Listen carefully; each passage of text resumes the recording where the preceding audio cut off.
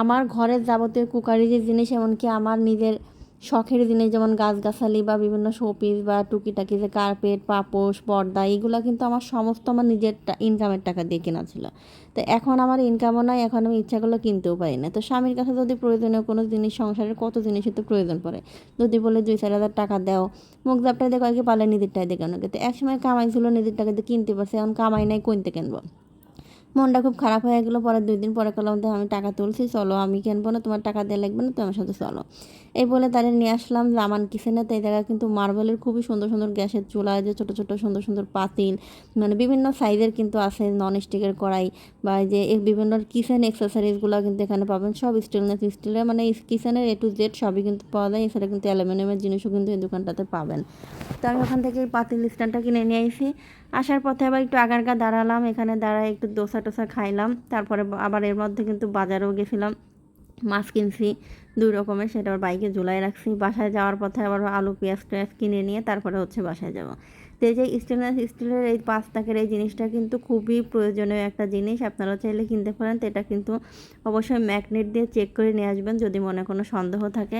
এটা কিন্তু ম্যাগনেট ধরবে না, মানে চুম্বক ধরবে না। যেটা কিন্তু স্টিল থাকে সরাসরি, ওটা কিন্তু জং মরিচা পরে, ওটা কিন্তু স্টিল, মানে চুম্বক দেওয়ার সাথে সাথে ধরে ফেলবে।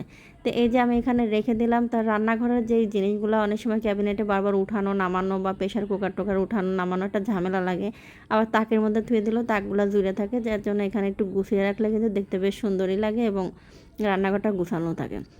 তো স্বামী বাসায় আসার পর অবশ্যই জিজ্ঞেস করতেছে যে তুমি টাকা পাইলে কই, ফেসবুক থেকে টাকা তুলছো নাকি। তো আমি আর কিছু বললাম টললাম না, বললাম যে তো তারপরে আর সে কিছু না বলে চলে গেলো। তো মনে মনে ভাবলাম, পুরুষ মানুষের জাতটা এমনই যে সামনে দিয়ে যদি সুই চলে যায়, তারা খপাত করে ধরে ফেলার, পিছন দিয়ে কুড়োল সরে গেলেও টের পায় না। তা নিজেদের ইচ্ছা মতো অনেক কিছু খরচা করে, তাদের মাথার উপর দিয়ে যায়, কোনো কিছু বাদে না। অথচ আমরা 2-4 হাজার টাকা চালি, তখন তাদের দেখা যায় শর্ট পড়ে যায়, টাকা থাকে না। তাদের ইচ্ছা হইলে বউরে মাথার চাঁদি থেকে পাততেলে পর্যন্ত শোনা দিয়ে মুড়ো দিবি, আর আমরা চালি পারে তখন দেখা যাবে এক রত্তি সোনা আর কোনো সময় কিনে দিবি না। এগুলো পুরুষ মানুষের জাত।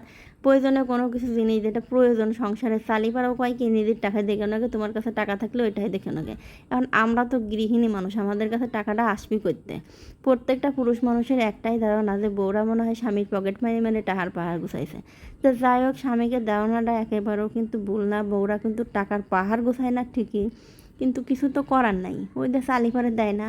যদি কয় যে 500 টাকা লাগবে, 1000 টাকা লাগবে, তখন কোন টাইনিং ওই তখন তো কিছু করার থাকে না, তখন টুক করে একটু মারিং টিরিং দিয়ে গোছাল করেই এইসব জিনিসপত্রগুলো কেনা হয়, কিচ্ছু করার থাকে না। আচ্ছা, সবাই ভালো থাকবেন, আল্লাহ হাফেজ।